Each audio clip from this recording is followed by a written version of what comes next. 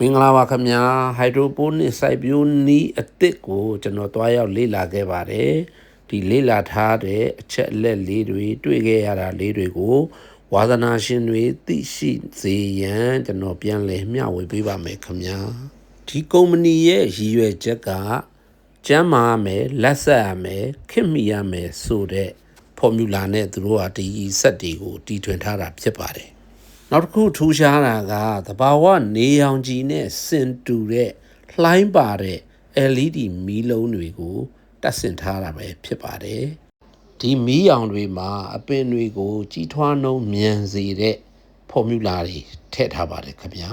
အပင်အစာကျွေးတာတွေအပင်ကိုလေပေးလေယူရေပေးရေယူလုပ်တဲ့စနစ်တွေကအားလုံး automatic ပဲဖြစ်ပါတယ်ခင်ဗျာဒီဆက်ရဲ့တန်ကြီးကတော့ဒေါ်လာ400ကျော်ကျတယ်လို့သိရပါတယ်ခင်ဗျာအားလုံးကျေးဇူးတင်ပါတယ်ခင်ဗျာ